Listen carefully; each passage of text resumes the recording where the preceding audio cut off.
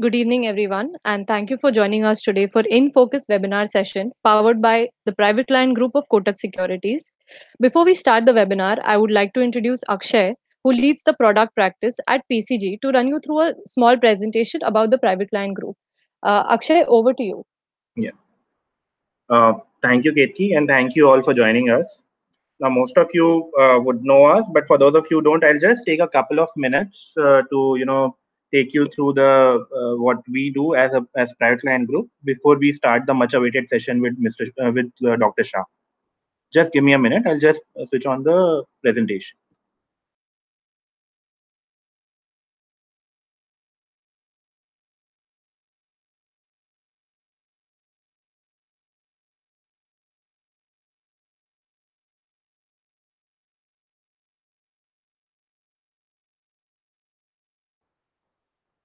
Yeah. Yeah.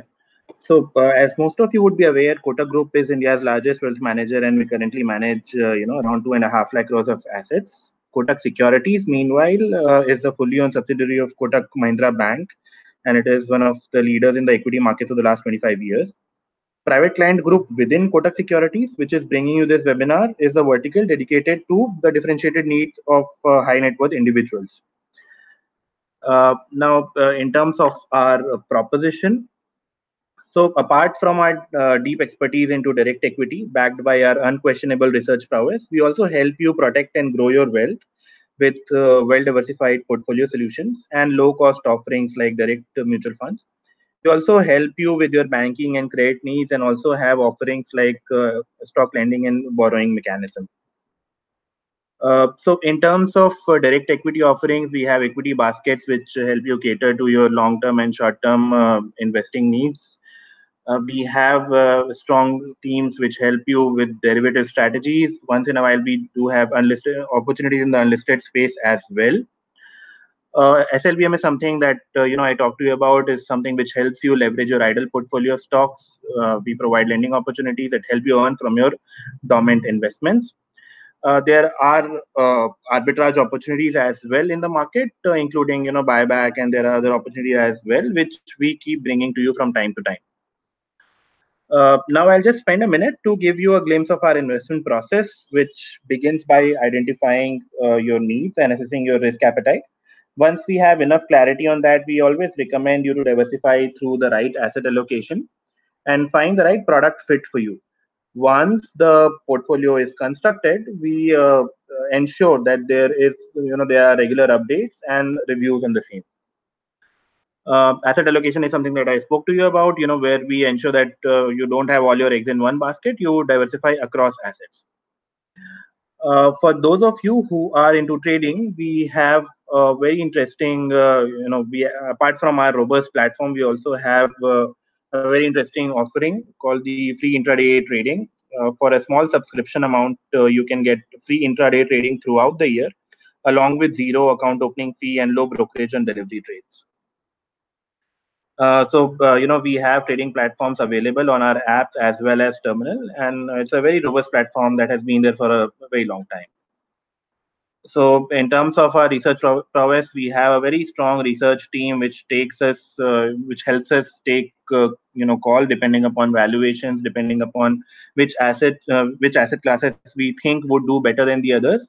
So all of that is being tracked by a very strong research team. We also have a technical research team as well, which helps identify market trends.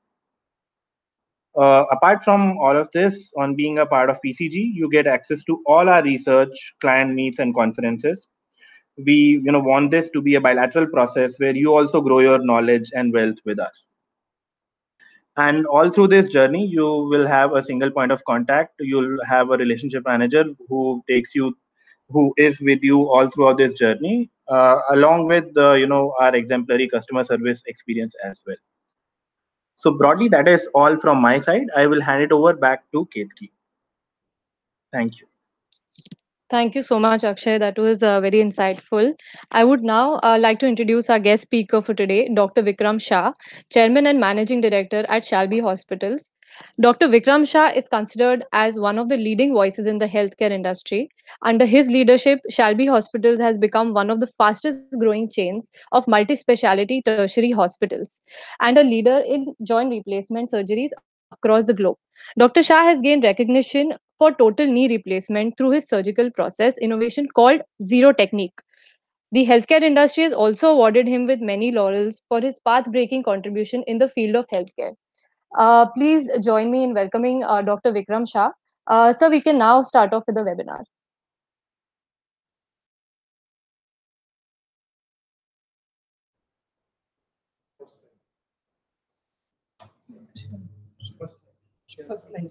Good afternoon, everybody. Uh, First of all, I would like to thank Kotak Group for inviting me to talk on this particular subject, effect of COVID-19 on healthcare and country like India. I was taken up the way country started behaving in last 3-4 months. The amount of fear and panic, more so in literate people in India, is so bad for our country, and almost the country has stand still, and most of the people have stopped working. If we continue doing this, thousands of people will die of hunger, and this level of fear or panic is probably because of ill understanding or no understanding of what problem we are facing as on today. However, in this webinar, whatever we are going to talk is not to undermine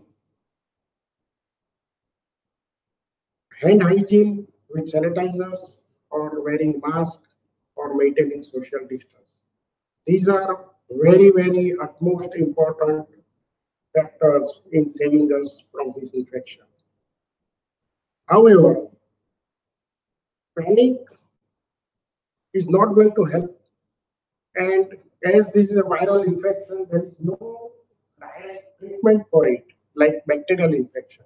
So the best thing is to increase your immunity, and that is by doing regular exercises, yoga, pranayama, having high protein diet, look after elderly and very young people, and you should not be lowering before. Now, I want you to start understanding what this COVID-19 is. It is one type of flu virus, and the flu virus which we know is H1N1 common flu. Now, different type of viruses have infected human beings since long. Surprisingly, most of them have come from China. So Spanish flu, which occurred before 100 years, it was also because of armed forces returning from Chinese theater of war to Spain and then spreading it into an entire Europe. But as it started from Spain, it was known as Spanish flu. Same way, there were many other diseases like SARS, MERS, swine flu, which came in last 20-25 years, again from China. And within a couple of years, 3 years, they have gone. None of these ever required vaccine. And even in common flu, vaccine doesn't work that effectively in all cases. And because these viruses have ability to mutate itself, within a couple of months or 3 months, the new vaccine is required. So America or Europe, the vaccine for common flu also gets changed every year because the virus mutates. So the most important thing is there is no point in waiting for vaccine, number one. Number two, these viruses are not having direct treatment. So better to prevent it and better to have a better immunity so as our body can fight it properly. Now, what is common flu is, which we all know, that when we were all kids, we used to get this viral infection in November, December, and the whole class used to get it together within 15, 20 days, and then everybody was becoming immune to it. So, same way, now in adulthood, what has happened is we don't get common flu. So overall, if you consider against Western world of Caucasian population, we are quite immune to common flu in general. So if you see Europe and America, they routinely take common flu vaccine, particularly in old age. We don't take it here because we don't need it. Now, here is a data. You can see that last year in India, with common flu, there were 42,000 cases and 3,000 deaths. This is Government of India data. There may be more, but not that more. Now, last year, 80,000 people died of common flu only in winter in US.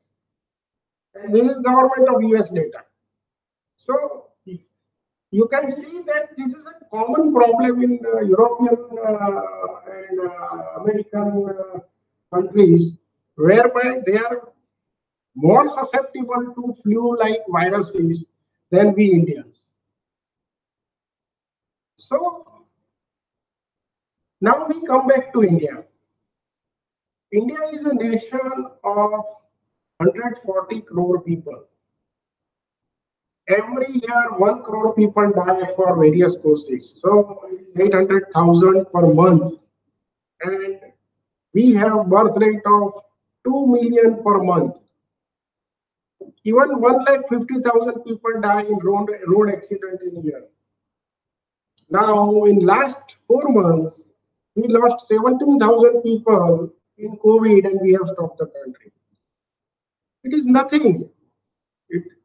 Mumbai and Delhi has not lost people like what people are lost in New York. So we never had any knowledge of this problem before. So we went by those countries because we saw what happened there. But within a month or two, now we know that yes, we are not that susceptible at all. We are not having that much problem, and we don't need to stop working. We don't need to sit home doing nothing. We need to get back to our work. We need to get back to our bread and butter. So the whole idea is, rather than all sitting home, only people who are more susceptible, very old people, people with comorbidity, very young children, they should be taken care, they should be isolated. Am I audible? Hello? Yes, sir, you're audible. Thank you. So then, now I am coming to data of countries US, UK, and France. Now, these three countries, you can see there was a peak and then it is getting lazy curve, because particularly for countries, and why I'm showing you this, that this is what is going to happen in India. Then the lazy curves come down because from large cities it goes to small cities, then large towns, then small towns, and then villages. So it's a lazy curve. Now, when you see city, it picks up and then sharply it comes down because the cities are having a very condensed population. So the herd immunity occurs very fast. So same way it is going to happen like in India. Now, if you see, compare New York with Mumbai, you can see the red line going lazily up, but New York it went sharply up. It went lazily up in India because it was a very strict and strong lockdown. But the moment that strong lockdown is opened, it has started picking up. And once it reaches the peak, it will come down fast. Now, something about herd immunity. This was a recent paper in Lancet about the Swedish experience of COVID infection. Again, talking same thing, that measures to flatten the curve might have an effect, but strong lockdown only pushes severe cases into future. It will not prevent them. This is May 5th, 2020. And now I'm not going to talk about management or treatment of COVID infection, but I'm going to talk about prevention of complication. Now, one controversial medicine, hydroxychloroquine, what we have seen up till now is very effective, and it reduces complication rate, it reduces mortality rate. There is a recent study by Mumbai policemen where few thousand people took and few thousand people did not. The group which did not take hydroxychloroquine at all, they lost 9 lives. And the group which took hydroxychloroquine, none of the policemen lose the life. So it is very important. Recently, Physicians Weekly from United States of America, recently today only they have come up with a paper where it says that hydroxychloroquine cuts mortality rate by 50%.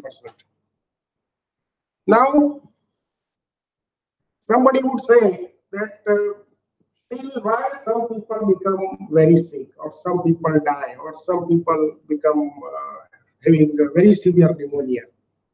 And that is because of cytokinin storm. Now, cytokinin storm, I will not go in medical terms much, but cytokinin storm occurs.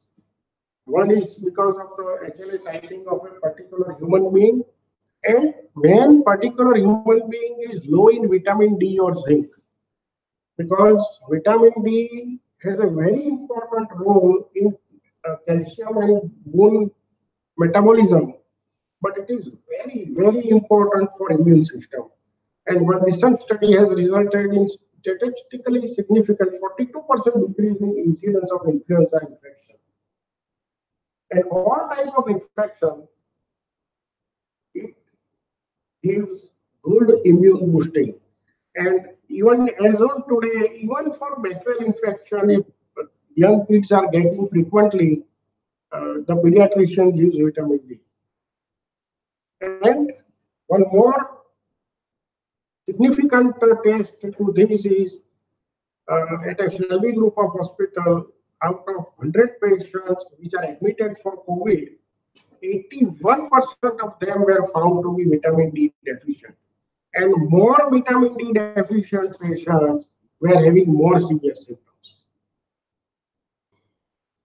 Zinc supports the immune system primarily by activating enzymes and breakdown of protein in viruses and bacteria. So they are able to spread less. And the sources for zinc are green peas, nuts, milk products, eggs, and meat. And vitamin C, we all know that it is very important for a number of functions in the body, but it has very important role in the immune system also. Now, I come to healthcare as a business, that what has happened in last few months and what is going to be like in coming months. As far as healthcare is concerned, first of all, before I talk it about business, I will talk about what has happened to people's mindset. Unfortunately, what has happened because of panic, lot many patients having either heart attack or stroke. And patients' relatives would say that COVID aa gaya, and then usko, they will give them green tea or some sort of ukala, and within 1 or 2 hours that person, poor guy, dies, and then they realize that this is something wrong. We at each hospital have got more than 15-20 brought dead patients because of heart attack or stroke. They did not come to hospital because of fear. So we need to take out this fear from our mind and think rationally about problem of patient and go to the nearest hospital fast enough not to lose golden hour. So it's very, very important that because of panic and fear, people have taken wrong decisions and lost their loved ones. Now, as far as business is concerned,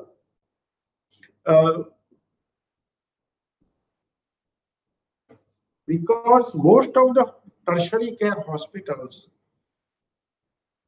are doing elective work, that elective work has gone down significantly. And the overall occupancies of the hospitals have come down to 30 to 50%. And that is affecting the top line and bottom line both. So we had been working on this and we have come out with a lot of innovative ideas to work around it, and which we are going to continue even after COVID times.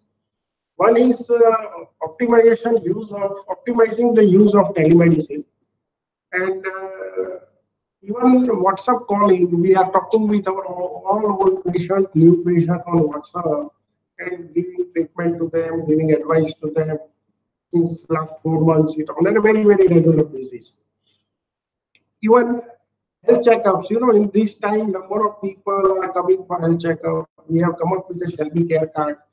In this COVID thing, which we realize that number of patients are neither having insurance nor they are being given insurance because of their age group. Insurance companies are declining insurance to them. So we have come up with a Shelby Care Card, by which what we do is we are able to give good concessions or a discount to patient 15% or 25% as per the card, so as to make them comfortable to come to a corporate hospital and not to go to a small nursing home where their chances of survival are less than. So this card is very useful and has been becoming very popular of late. Then the integration of technology within the system so that we are able to work with a lesser number of people. This industry is a very person-heavy industry. We actually employ more number of people than any other service industry for a given amount of investment or a revenue. So it's a very big job creator, but simultaneously it's a big cost to company also. So we are working on technologies whereby we are able to reduce number of people. We have started a very big way home care delivery as well as home care treatment. So we are doing, even for COVID also, we are doing a lot of home care delivery of medicine, home care delivery of services, even doctor service, nursing service, all diagnostic service, all kind of services we are giving at home. Lastly, as we are going forward, it was very meaningful for us to have backward integration in what we are doing. We are the largest consumer of medical devices in the country, and most of them are being imported.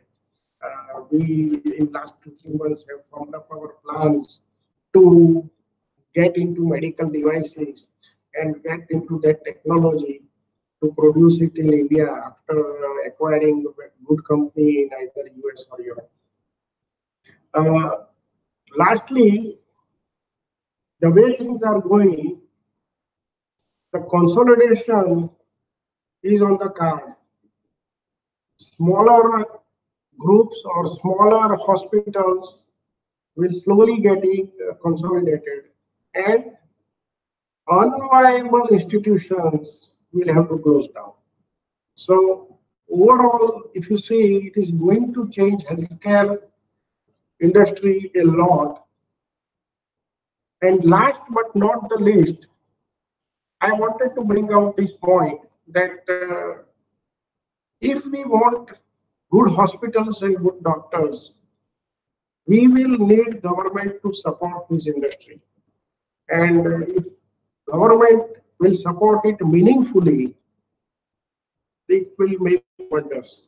You all know that Indian doctors have done wonders in Europe and America and Britain. Their actually entire healthcare systems are working with Indian doctors. Same way, number of doctors have come back and started working here, and they have created good infrastructure here, good hospitals, and people from Europe and America and Africa are coming for treatment here.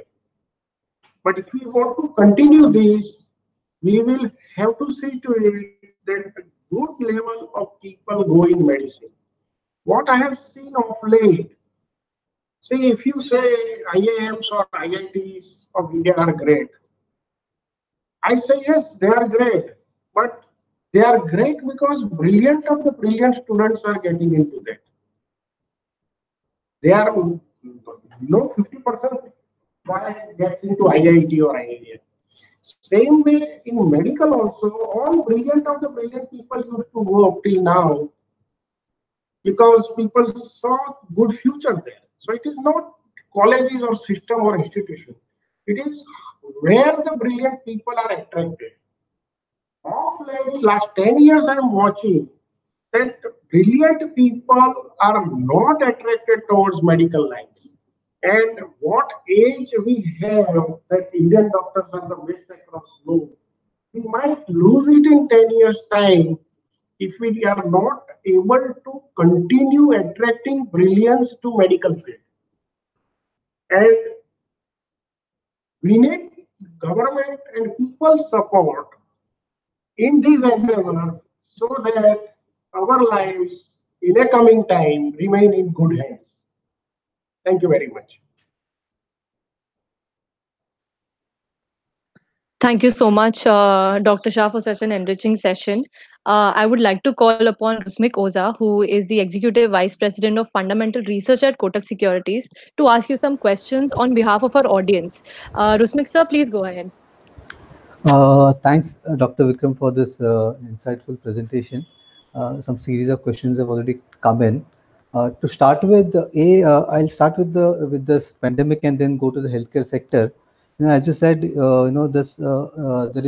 is no need for any vaccine kind of thing. I think so, and certain. Can you be a little loud, please? Yeah, is it audible, sir? Yeah. Yeah. So I was asking that this coronavirus, particularly, can we expect a second or third wave kind of a thing, which we saw in the early 1918 flu that was there? Is there any chance of a second or third wave, or it's going to die down gradually? See, it is going to 100% die down gradually. But, there is one recent paper which says that the immunity because of COVID lasts for 3 to 4 months. So, you might get second or third wave, but not in India. We are generally immune. See, if you see, we have got a data that 25% of patients of COVID were asymptomatic in Europe and America. On the other side, 90% of patients in India are asymptomatic. So we are very much immune. We have strong immunity against this kind of viruses. Okay. Doctor, we have seen that various countries have been trying to work on different medicines which are working to their geography environment. Particularly coming to India, what kind of medicines are working as of now for Indian patients, based on your observation, your interaction with your fraternity? So, first of all, I have deliberately not spoken on management of COVID as a disease because most of us are non-medical people. I do not want to confuse them more. But, in general, I want to say that any viral infection doesn't have a direct treatment. And there are some remdesivir and other antiviral agents which are being given, but still nobody can say that, yes, this is the treatment, the right treatment, and you will be cured. No. Okay. So I'll switch to the healthcare sector. Maybe if some questions come on the disease, and again I'll come back. Recently, we've seen the government has announced a massive stimulus. Almost around 10% of GDP. What is in store that is helpful or beneficial for the healthcare industry or the hospital industry that has come from the government side? Well, I have not seen that in detail, but as long as I have not seen much for the healthcare or a private healthcare. There must be something for government healthcare or government institutions. but nothing for private healthcare as far as I know. Okay, okay. And a broader question someone has asked, is that is our government as expenditure on healthcare, is it at par with some of the other countries, which like emerging countries, or is it on the lower side, and does it need to be increased from the government side? Well, as far as government expenditure of GDP, I would put it other way that even with that, whatever low or high, whatever we consider it, we are one of the best treatment provider in the world. I am telling you, you can get a bypass done at 1/3 price of Thailand and 1/10 price of Singapore and 1/25 price of United States in private setup. You get knee replacement done same way in 1/3 cost of Thailand and even 1/3 cost of Kenya, which are third world countries. So, leaving apart government's help, as such, because of competition and other things, our charges are.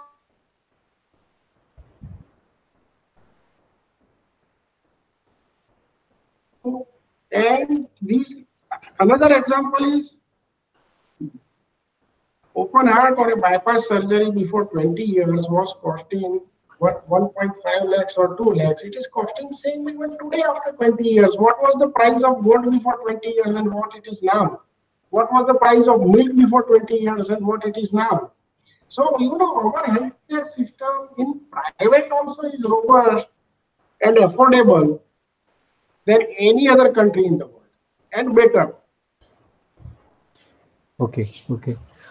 So coming to the sector, what we have seen based on whatever quarter results which have come in the first quarter, the most of the healthcare providers, like either be it hospital or diagnostic companies, most of the companies have seen impact during lockdown, and most of the commentaries which are coming saying that maybe Q1 or first half could be little wash out. What's your take on this, and when do you expect business to come back to normalcy in hospitals? I tell you what, normalcy will come in a month or two, and we all in entire world will need to forget these 3 months and remove from our life. Okay. So, we don't talk about these 3 months, and the routine will start better than before. Okay. Maybe a relevant question is, most of the hospitals like yours, private hospitals also, certain percentage of beds have been, reserved for COVID patient. So maybe if you can just, share that those beds, are they fully occupied, or does it impact the business as such? No. See, government or a corporation have reserved some beds for which they are paying. Some beds are privately being given, and we are not supposed to do this totally free. So it is not a problem for us at all. And some of our hospitals are non-COVID where routine work is going on also. Okay, okay. And similarly, you had mentioned in the presentation also some of the businesses like surgeries and other normal activities. Patients have been little reluctant in coming to hospitals and everything. You said things will slowly come in track in 1 month. So can we expect the performance of maybe Q3 onwards to improve on a YY basis? See, I will tell you one thing. Before pre-COVID time, our normal occupancy at a group level was 500. Okay, and today's occupancy is 380. Right. So it has more or less come to normal. As far as cold surgeries are concerned, it will come to normal another 15-20 days. Like we were doing say 20-25 replacement in a day in one large institute, which we have started doing 5-7-10, more and more people. Even today, people came from Chennai and Bangalore once flight was started. So as government starts, trains, planes, flights, everything, more and more people will start moving, Okay, okay. Since you mentioned about this, has more international flights and all that start, we can expect international patients also coming in. Sure. Typically, in most of the hospitals, we have seen between 5 to 15%, or certain cases 20% also. Business comes from international patients. How is the case with Shalby? And if you can explain. Yeah, well, our 2% of business is coming from international. So, for these 3 months, 2% business is affected as far as the international business is concerned. That is at zero. But it will start after another 2 months, not now. Local patients have started, and local work will start in another 15 days, normal, but not international so soon. Okay, okay.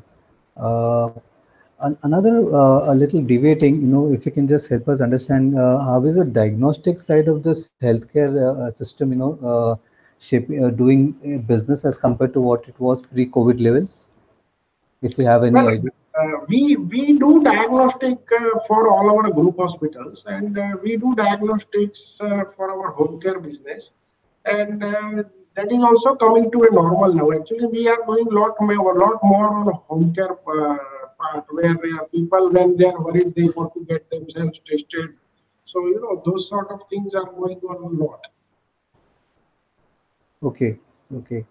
And in case of this diagnostic business, some bit of this pricing cap on COVID testing, does it impact your margins, or for the industry as per se?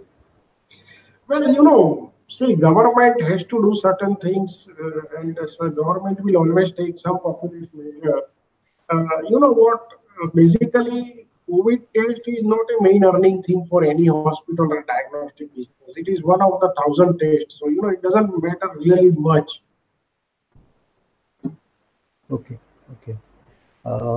There's a question for particularly on the joint replacement side. So it's asking that how do you see this ortho joint replacement segment growing in the next couple of years? Well, joint replacement is at a mid-level of its cycle. I would give you proper example for this so everybody can understand. In 1984, when bypass surgery was started in Chennai, at that time 500 bypass surgeries were done in India. 200, 300 were done in Chennai, 100 in Bombay, and 100 in Delhi. 84, 94, 5,000 were done.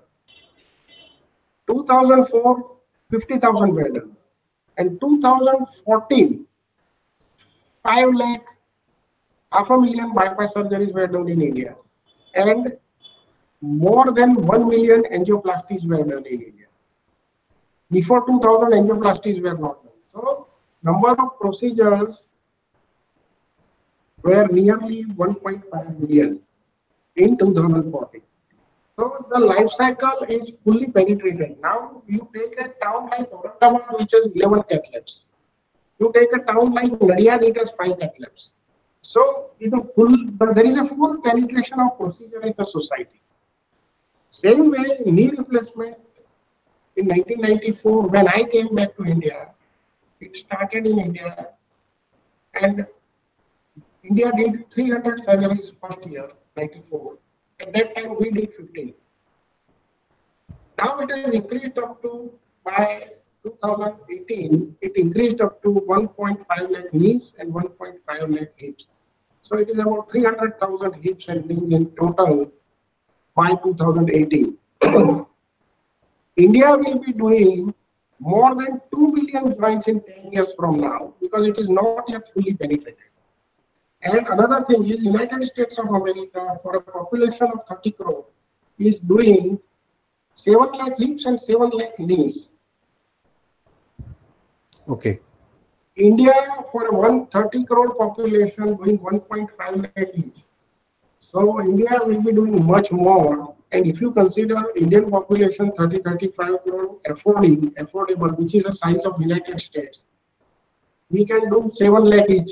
But we Indians are suffering from knee arthritis 15 times more than Caucasian population. So in totality, we will be doing more than 2 million joints in 10 years time from now. That is number one. Number two, joint replacement surgeries are happening in large cities and tier 1 cities, metros, and it has started going into towns and tier 2 cities. And we have come up with a very big plan of developing a franchisee system by which we are already starting in 3 cities. One is Pune, other is Nagpur, third is Varanasi.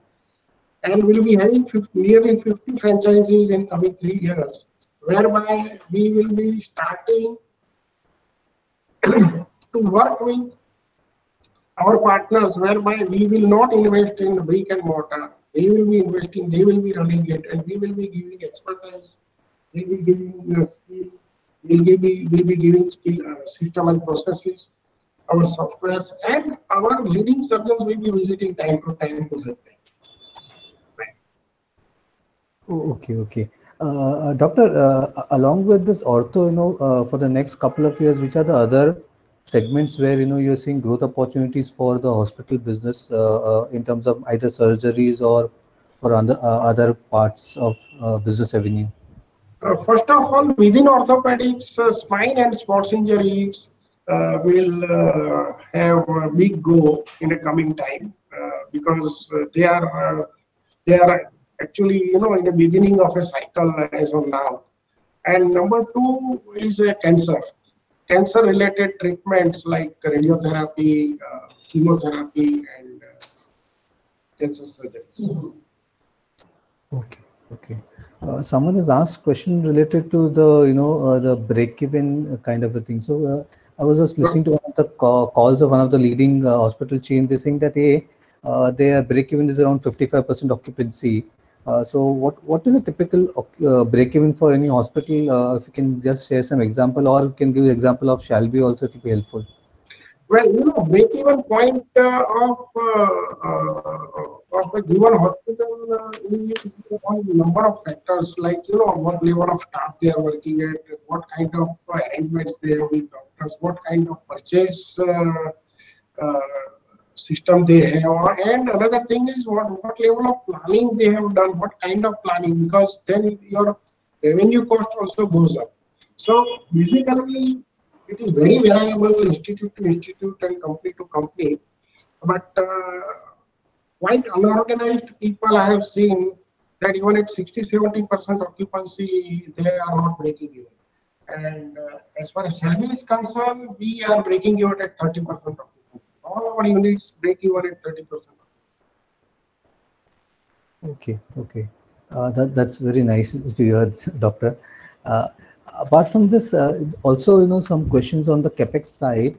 So we normally hear that hospital business is very capex intensive, and we have not seen a lot of private companies getting not much listed companies are there in the from a private hospital. So do you see that capex could be a hurdle for a lot of companies, hospitals going forward?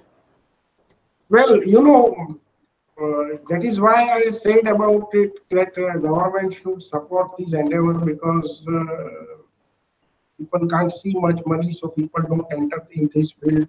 Particularly people who are in large businesses, they are not much interested in hospital as a business. Anyway, leaving that apart, there are not many hospitals created and that is closing down. So it is actually big opportunity for starting some sort of good franchisee whereby they earn also, and people who are more organized are able to make money without investing money in infrastructure.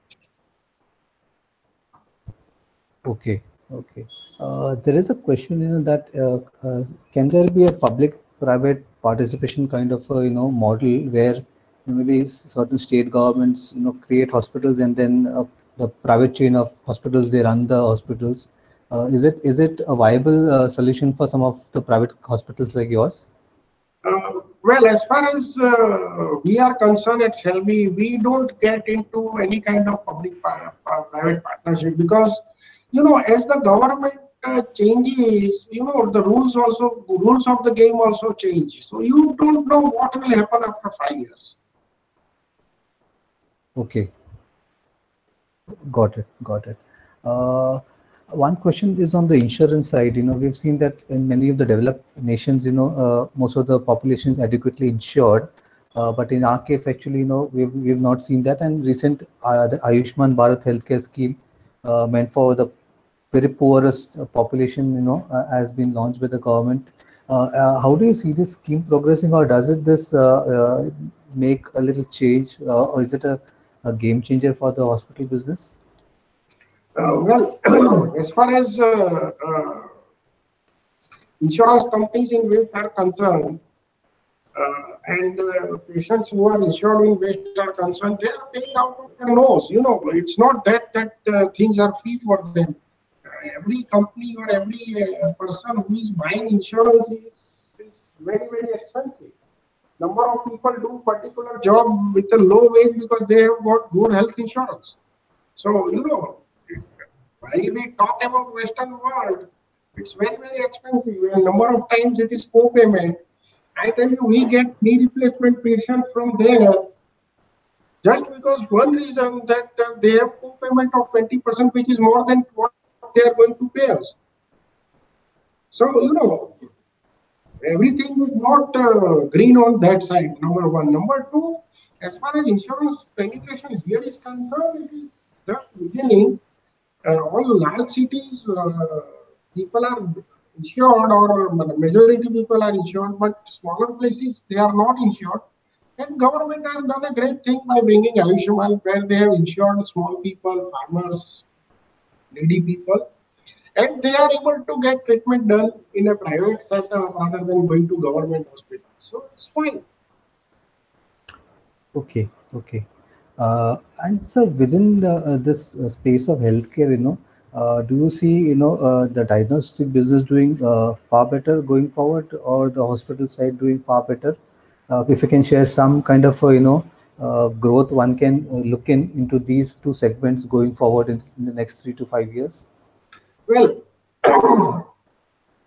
all healthcare companies like diagnostic or service providers, they all will do well. I tell you why.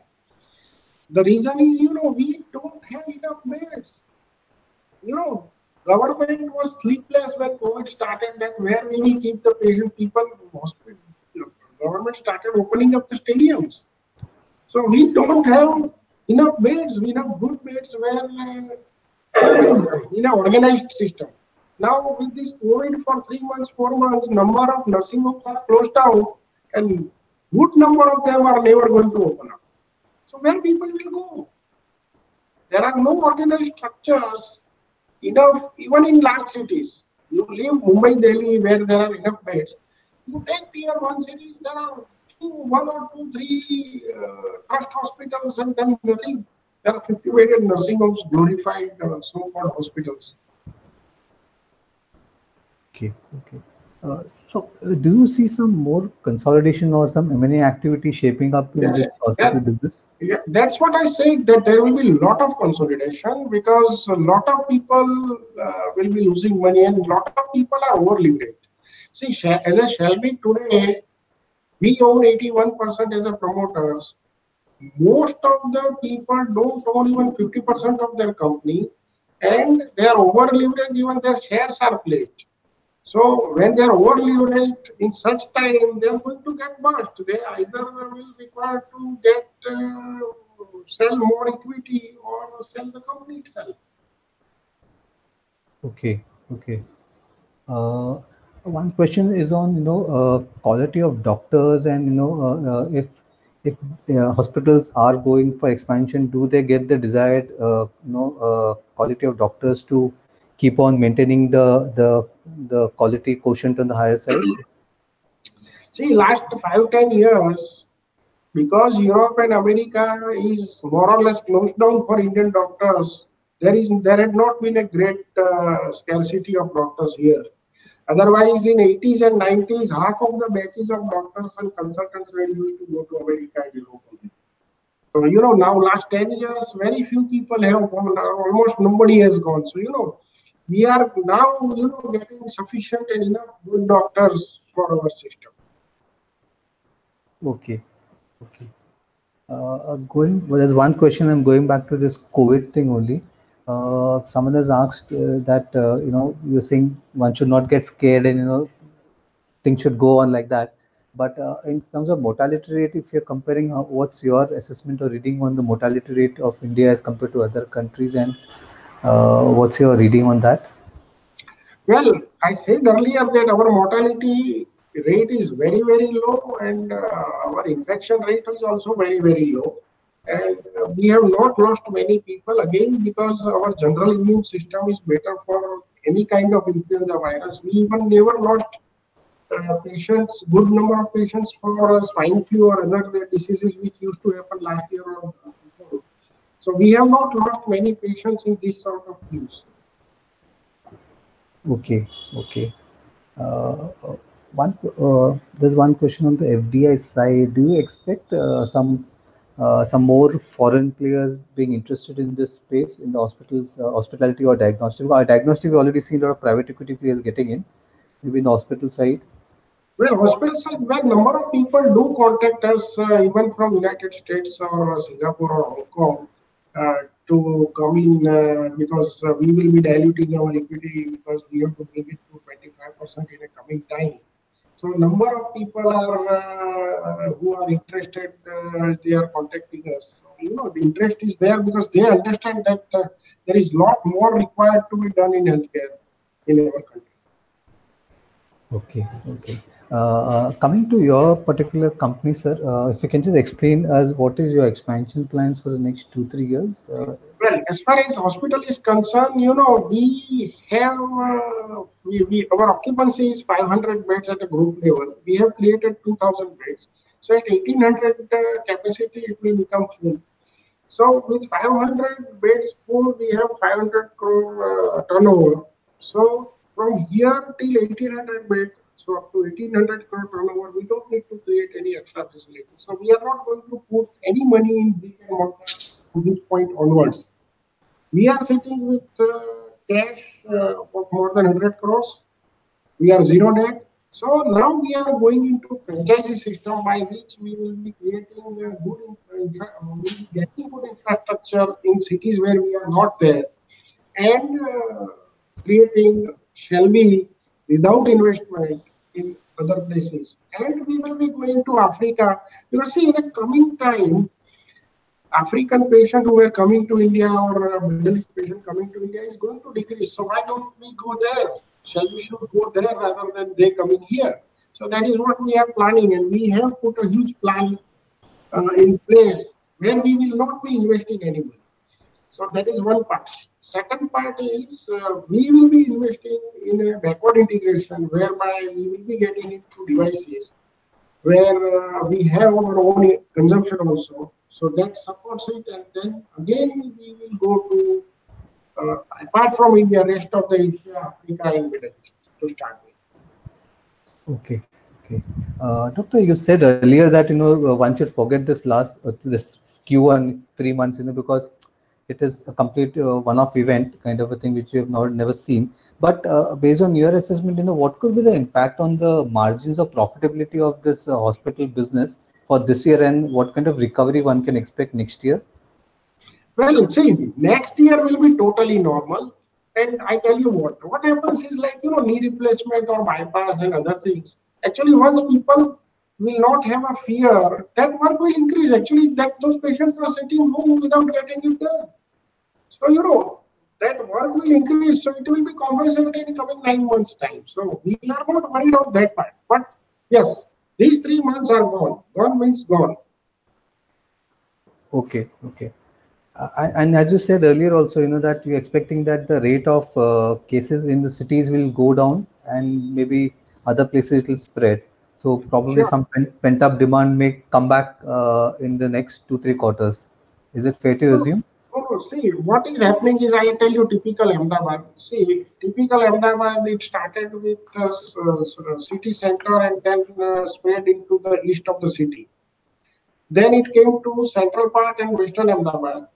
Then posh areas of Ahmedabad, and now going to Bhopal and Gumba. So it is something like this. So, till now it was less in Surat. Now it is getting the peak at Surat. Mumbai, the peak has already reached. It will go down. Pune peak is reached. Chennai peak is reached. Even Delhi peak is reached. So now it will come down. But now cities like Lucknow, Patna, Kanpur, you will start seeing peak there. Okay, okay. So, Doctor, those were the main questions actually, which I'm done with the question. I thank you for coming in, and maybe I'll allow my colleagues to get in.